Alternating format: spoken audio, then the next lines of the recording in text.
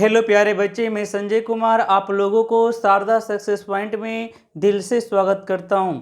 आज का जो क्लास है वह अति महत्वपूर्ण होने वाले हैं। अगर आप इंटर के एग्ज़ाम देने वाले हैं इस साल या तो अगले साल, अब अगले साल से अगले साल आप किसी समय इंटर का एग्ज़ाम देने वाले हो और उसमें आपको केमिस्ट्री पढ़ने की ज़रूरत पड़े तो यह वीडियो आपके लिए बड़ा ही लाभदायक होगा, क्योंकि यह वीडियो आपके सिलेबस से जुड़े लाए हैं और यहाँ से सिलेबस से क्वेश्चन बाहर जल्दी आते नहीं हैं।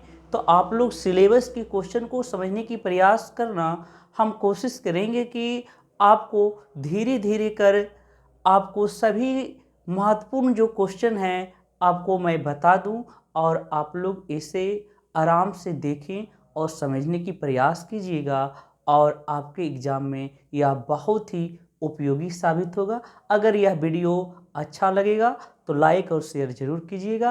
अब अगले प्रश्न की ओर मैं चलता हूँ, आप लोग ध्यान से समझिएगा कि मैं क्या बता रहा हूँ, आप लोग समझने के भी प्रयास कीजिएगा। मार्कोनिकॉव के नियम।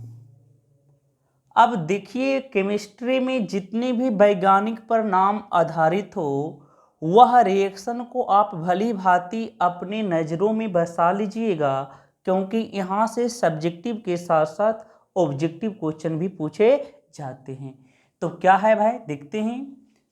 जब असंतृप्त हाइड्रोकार्बन को HBr के साथ अभिक्रिया कराई जाती है तो 2 ब्रोमो एल्केन का निर्माण होता है।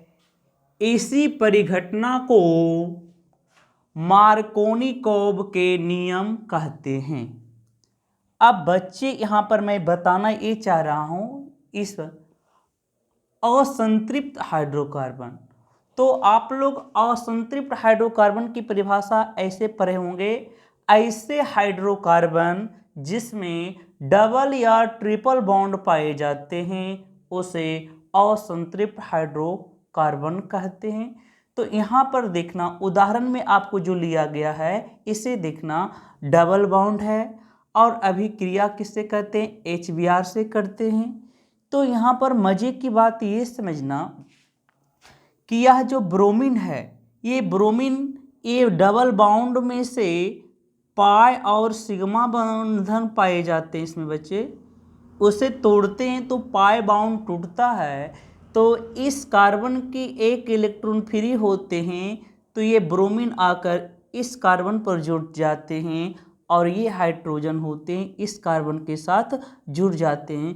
तो यहाँ पर लिखा है CH3, अब सिंगल बंधन, अब डबल बॉन्ड टूटा तो एक बंधन ऊपर की ओर गया और ये ब्रोमीन इसके साथ जुड़ गए और यहाँ पर एक कार्बन इधर से यहाँ पर गया, 2 पहले से था, एक गया, 3 हो गया, तो यहीं पर लिखा है 2 ब्रोमो प्रोपेन, क्योंकि सिंगल बंधन का निर्माण होता है इसलिए मुझे इस प्रकार से लिखना पड़ा।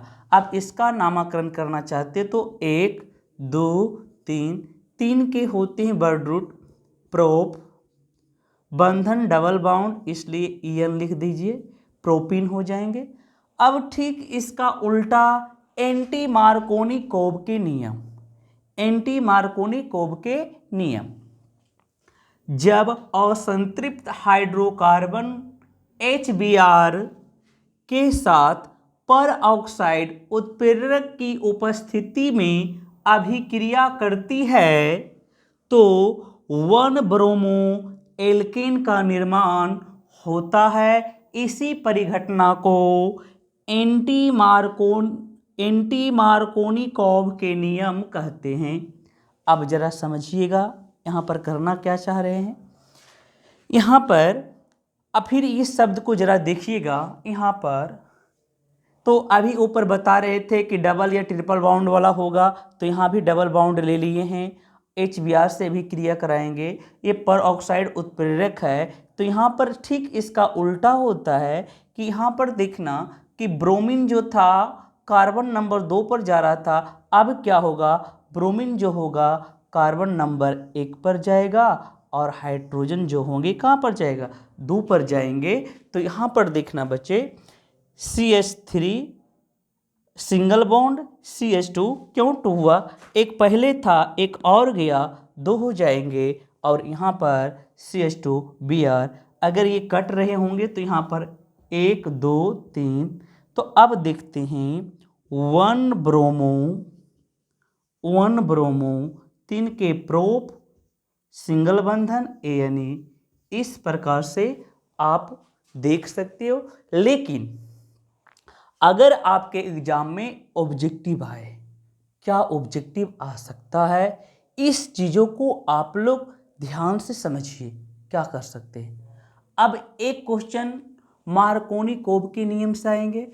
तो एक क्वेश्चन ऐसे पूछा जाएगा कि मार्कोनी-कोब नियम क्या देती है। तो आप लोग ऑप्शन पर जाना।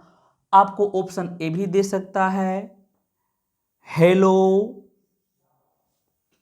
Alkene, haloalkane, bromoalkane, chloroalkane. इस प्रकार से आपको ऑप्शन दे सकते हैं। जैसे ऐसे समझ लेते हैं बच्चे, थोड़ा इस तरीके से देख लेते हैं, समझने की प्रयास करते हैं। यहाँ पर थोड़ा मिटा के देखते हैं, इसके बाद समझने की प्रयास करते हैं कि होता क्या है दरअसल ऑब्जेक्टिव। लिख के बताएंगे तो समझ में आएगा। अब यहाँ पर हम समझते हैं, यहाँ पर ये समझते हैं बच्चे, मार्कोनी अभिक्रिया क्या देती है। प्रश्न को सुन लीजिए, मार्कोनी-कोब अभिक्रिया क्या देती है। ऑप्शन लगाते हैं,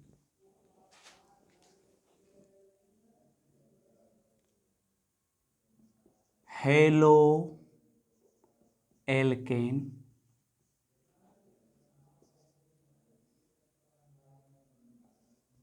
अल्कोहल,